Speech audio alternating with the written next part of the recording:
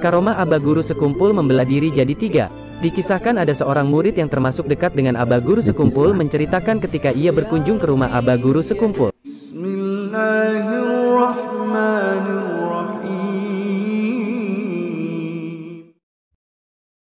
Assalamualaikum warahmatullahi wabarakatuh. Alhamdulillah wassalatu wassalamu ala rasulillah. Allahumma sholli ala Muhammad wa ala ali Muhammad. Alhamdulillah kita bertemu kembali di channel Cahaya Hidayah. Nah teman-teman semuanya, jadi di kali ini saya akan menampilkan ada sebuah video yang mengatakan bahwa Abah Guru Sekumpul mempunyai karomah, yaitu bisa membelah dirinya itu menjadi tiga. Nah teman-teman semuanya ya, jadi video tersebut mengatakan bahwa Abah Guru Sekumpul itu bisa membelah dirinya menjadi tiga. Dan semuanya itu, kata si murid itu, mana Guru Sekumpul yang asli, dan ketiga-tiganya asli. Saya membuat video ini ya, bukan bermaksud untuk merendahkan siapapun ya. Akan tetapi, kalau ada kisah-kisah seperti ini, maka saya akan mengoreksi ya, apakah kisah seperti ini benar ataupun hanya dusta. Jadi saya tidak menyalahkan ya, yaitu tentang Guru Sekumpul ya. Akan tetapi, benarkah orang yang membuat video ini ya bisa dipercayai kebenarannya tentang kisah tersebut ya? Atau mungkin ya kisah tersebut itu dibuat-buat, dan atau mungkin kisah tersebut itu benar adanya langsung dari Guru Sekumpul. Jadi kita nggak tahu kebenarannya benar apa enggak. Nah, kalaupun kisah ini misal ada orang yang mengatakan itu benar kisahnya, ya, itu benar kisahnya bahwa Abah Guru Sekumpul bisa membelah dirinya menjadi tiga. Maka dari itu kita akan timbang dengan Al-Quran dan Sunnah dan pemahaman para sahabat. Nah, teman-teman semuanya, jadi patokannya itu adalah Nabi Shallallahu Alaihi Wasallam, ya. Apakah Nabi Shallallahu Alaihi Wasallam pernah beliau itu menjadi dua, ya? Misal Nabi Shallallahu Alaihi Wasallam itu yang satu ada di Mekah, yang satu lagi ada di Madinah. Maka kita akan bahas tentang apa sih itu karomah. Nah, teman-teman semuanya, jadi saya akan menampilkan video penjelasan dari Ustadz Dr. Firanda Andrija MA Hafidhullah, yaitu tentang apa itu karomah. Nah, teman-teman semuanya, mari kita simak videonya. Bahwasanya seorang wali Allah bisa punya karomah. Seperti Umar tadi punya karomah, dari jauh kelihatan dia bisa ngomong kedengaran dari suara yang jauh. Namun ingat, karomah bukan syarat wali. Paham? Karomah bukan syarat wali. Kita tidak mendapati dalam hadis-hadis bahwasanya Abu Bakar memiliki kesaktian seperti Umar. Tetapi mana yang lebih afdal, lebih wali, Abu Bakar atau Umar? Abu Bakar radhiyallahu ta'ala. Yang lebih wali adalah siapa? Abu Bakar. Oleh karena Ibnu Taimiyah rahimahullah menjelaskan, kesaktian dan karomah-karomah keajaiban lebih ditemukan di zaman tabi'in daripada kalangan sahabat. Sahabat perang, kemudian luka, meninggal dunia. Ya. Sementara banyak kita dapat cerita tentang kesaktian pada kalangan tabi'in. Apakah tabi'in lebih afdal daripada sahabat? Jawabannya tidak. Tetapi terkadang Allah beri karomah kepada seseorang untuk mengkokohkan imannya. Para sahabat iman mereka sudah kokoh. Paham? Jadi tidak mesti seorang yang punya karomah lebih afdal daripada yang tidak punya karomah. Contohnya antara Abu Bakar dan siapa? Dan Umar. Dan karomah tidak dibatasi pada kesaktian saja. Karomah itu banyak. Seorang berbakti kepada orang tuanya itu karomah. Dia rela mengeluarkan uangnya banyak untuk ibunya, untuk bapaknya, itu karomah. Seorang sholat 5 waktu selalu di masjid itu karomah. Seorang di zaman yang penuh tersebarnya syahwat, dia bisa menundukkan pandangannya. Dia tidak melihat hal yang haram, itu karomah. Seorang yang dihilangkan rasa pelit dari dirinya, perhatian terhadap keluarganya, tetangga, itu karomah. Jadi jangan karomah cuma bisa terbang. Tidak ada juga dalam hadis, barang siapa yang bisa terbang masuk surga. Enggak ada. Coba cari dalam hadis manapun. Yang ada, yang sholat, yang sedekah, itulah karomah-karomah yang benar. Justru karomah yang lebih benar adalah karomah berkaitan dengan masalah ukhrawi, bukan perkara karomah duniawi. Ya. Tetapi terkadang orang dikasih karomah, dan banyak kalau kita mau cerita ada saja karomah, tapi tidak perlu diceritakan. Ya. Cerita dari orang-orang dan banyak ada. Intinya karomah yang terbaik adalah karomah yang berkaitan dengan apa? Dengan akhirat. Itu yang terbaik. Nah, teman-teman semuanya, kita sudah mendengarkan penjelasan singkat oleh Ustadz Dr. Firanda Andrija MA Hafidhullah Ta'ala, yaitu tentang karomah. Jadi karomah itu tidak harus sakti, bisa terbang, ya, bisa menghilang, bisa berjalan di atas air, dan bahkan bisa membelah diri menjadi dua ataupun menjadi tiga. Jadi karomah itu ya, kata Ustaz Firanda di zaman sekarang ini, yaitu bisa meluruskan pandangan, berbakti kepada orang tua, ya, kemudian membelanjakan hartanya di jalan Allah, bersedekah, ya. Nah, itu adalah karomah. Jadi hal-hal yang berkaitan dengan akhirat. Nah, teman-teman semuanya, jadi harus digarispahami ya. Saya tidak menyalahkan tentang guru sekumpul ini ya, akan tetapi yang di YouTube itu ya, yang saya tampilkan tadi, apakah bisa dijamin kebenarannya tentang mengatakan bahwa Aba guru sekumpul itu bisa membelah dirinya menjadi tiga ya? Apakah kisah ini bisa dijamin kebenarannya? Apakah melalui santri tersebut ya? Santri tersebut itu namanya siapa ya? Kemudian bisa menceritakan bahwa guru sekumpul itu bisa membelah menjadi tiga. Yang saya khawatirkan itu nanti akan timbul fitnah ya. Fitnah. Jadi nanti orang, wah ini wali, benar-benar wali ya. Jadi akan menimbulkan fitnah. Kita tahu dari mana bahwa seorang itu wali atau bukan ya. Nah, maka dari itu teman-teman semuanya kita harus berhati-hati apabila ada kisah-kisah seperti itu yang belum tentu kebenarannya. Nah, teman-teman semuanya saya akan menjelaskan sedikit tentang wali Allah dan karomah.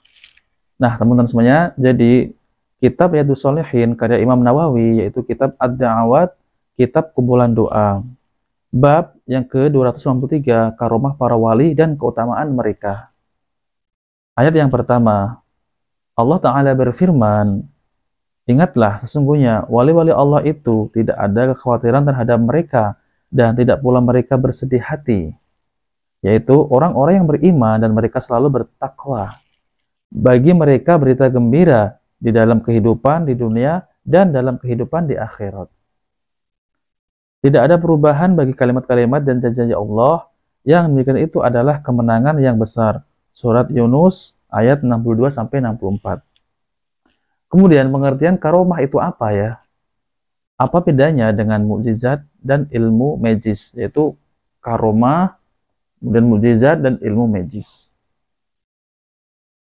Ada 4 hal yang mesti dibedakan, yaitu mukjizat, karomah, ilmu magis, yaitu black magic, dan kejadian luar biasa pada para pendusta. Dan keempat hal ini adalah kejadian luar biasa di luar kemampuan manusia.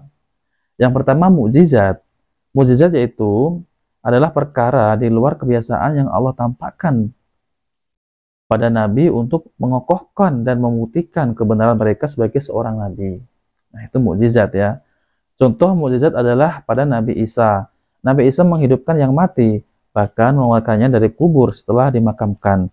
Sebagaimana disebutkan dalam ayat, Allah Ta'ala berfirman, ingatlah ketika Allah mengatakan, hai Isa putra Maryam, ingatlah nikmatku kepadamu dan kepada ibumu. Di waktu aku menguatkan kamu dengan Ruhul Kudus, kamu dapat berbicara dengan manusia di waktu masih dalam buayan dan sesudah dewasa. Dan ingatlah di waktu aku mengajar kamu menulis hikmah, Taurat, dan Injil. Dan ingatlah pula di waktu kamu membentuk dari tanah suatu bentuk yang berupa burung dengan izinku. Kemudian kamu meniup kepadanya. Lalu bentuk itu menjadi burung yang sebenarnya dan seizinku. Dan ingatlah di waktu kamu menyembuhkan orang yang buta sejak dalam kandungan ibu dan orang yang berpenyakit sopak dengan seizinku.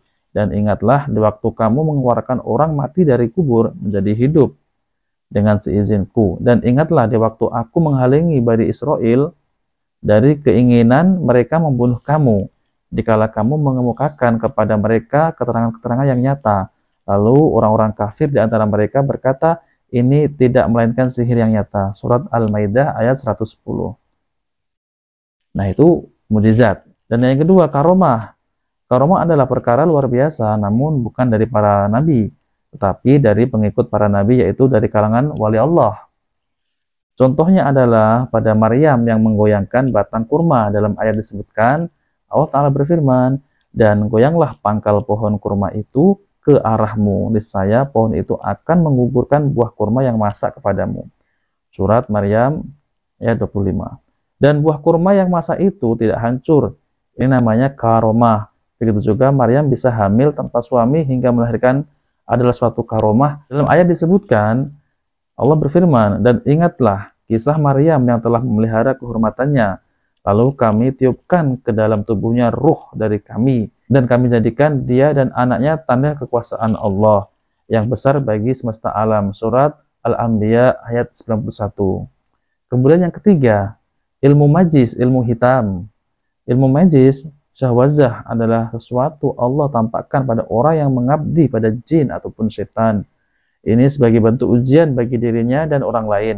Yang membuat tukang sihir itu semakin sesat, ilmu datang dari setan sehingga yang memilikinya tidak disebut wali Allah, apalagi seorang nabi. Nah, teman-teman semuanya, dan yang keempat yaitu kejadian luar biasa para pendusta, yaitu kejadian ini untuk membuat orang yang memilikinya semakin hina dan menunjukkan kedustaannya. Ini seperti yang ada pada Musailamah Al-Kadzab. Ia mengaku sebagai nabi yang terakhir, padahal nabi yang terakhir itu adalah Nabi Shallallahu Alaihi Wasallam dan punya banyak pengikut. Suatu hari ada petani yang mendatangi Musailamah. Jadi Musailamah ini banyak pengikut, kemudian petani itu mendatangi Musailamah. Mereka mengadukan padanya bahwa sumur mereka kering, yaitu airnya kering, hanya tersisa sedikit sekali. Mereka meminta kepada Musailamah supaya mendatangi sumur tersebut. Lantas ia meludah ke dalam sumur, seakan-akan ia mengembalikan air, lalu ia pun pergi. Mereka lantas memberikan pada Musailamah air, ia pun berkumur-kumur dengan air tersebut, kemudian ia muntahkan ke dalam sumur tersebut. Akhirnya di sumur itu terdapat air. Ketika ia meludah lagi, air tersebut jadi kering lagi dan tidak tersisa sedikit pun. Ya, ini adalah dusta. Kemudian karamah wali itu asalnya dari mana? Kemudian ini berdasarkan dari Ibnu Taimiyah dalam Al-Furqan halaman 158 menyatakan bahwa karamah wali Allah diperoleh dari keberkahan karena mengikuti Rasulullah Shallallahu Alaihi Wasallam. Secara hakiki itu masuk dalam mukjizat yang ada para Rasulullah Shallallahu Alaihi Wasallam. Di halaman sebelumnya, halaman 157 disebutkan bahwa wali Allah yang bertakwa adalah yang mengikuti sunnah Nabi Shallallahu Alaihi Wasallam. Mereka mengerjakan setiap perintah beliau dan meninggalkan apa yang beliau larang. Nah, itulah yang disebut wali Allah. Jadi wali Allah itu mentaati, yaitu bertakwa kepada Allah SWT, yaitu menjalankan perintahnya dan menjauhi larangannya, ya, yaitu menjalankan tentang sunnah-sunnah Nabi SAW dan meninggalkan perkara-perkara yang tidak ada contoh dari Nabi SAW. Nah, itulah wali Allah. Nah, teman-teman semuanya, jika video ini bermanfaat, jangan lupa like dan subscribe di channel Cahaya Hidayah. Wabillahi taufiq wal hidayah. Wassalamualaikum warahmatullahi wabarakatuh.